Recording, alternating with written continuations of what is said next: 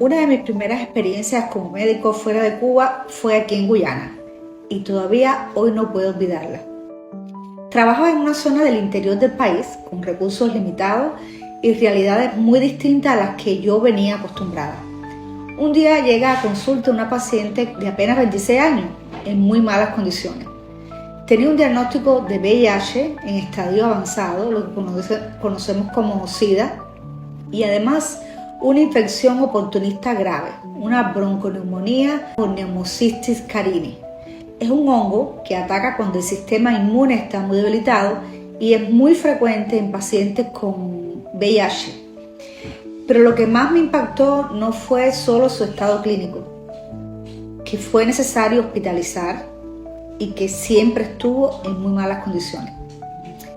Lo que me impactó fue que su esposo no sabía nada de la condición que tenía ella, ni su familia tampoco.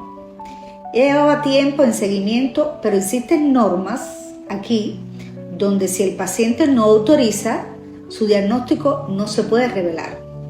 Eso para mí fue un choque enorme, porque en Cuba, donde yo venía, existe un programa muy estricto, muy estructurado de control del VIH-Sida y de las infecciones de transmisión sexual. Se identifican los contactos, se estudian, se educa, se actúa no solo sobre el paciente, sino sobre todo su entorno para cortar la cadena de transmisión. Aquí en ese momento no era así. Recuerdo que cuando hablaba con su esposo, yo sabía que probablemente él también estaba infectado.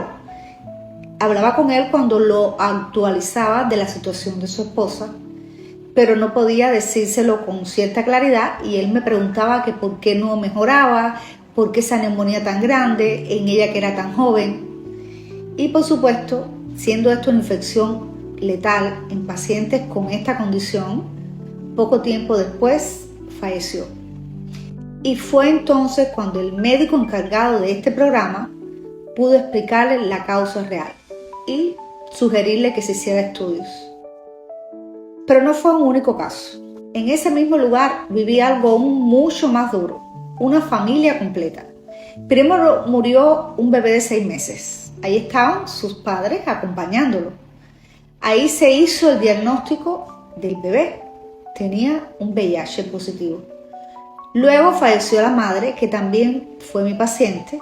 A las pocas semanas de haber fallecido el bebé, y en pocos meses murió también el padre, que fue el último que falleció.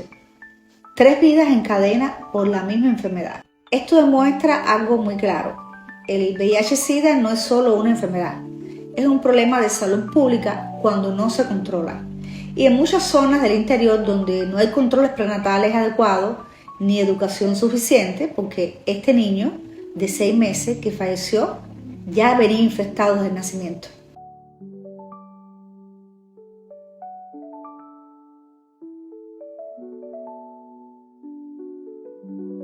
Hoy en día aquí en Guyana se ha logrado disminuir la transmisión del VIH-Sida de madre a hijo, pero esto solo ocurre cuando se hace un buen control prenatal, cuando la infección se detecta desde el inicio del embarazo y se actúa a tiempo, porque sí, esto se puede prevenir.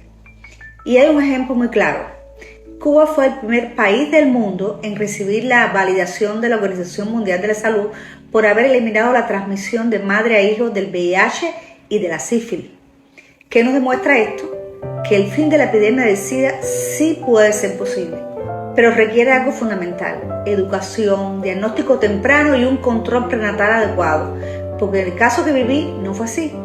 Todos se enteraron de su enfermedad cuando su hijo enfermó y ya era demasiado tarde.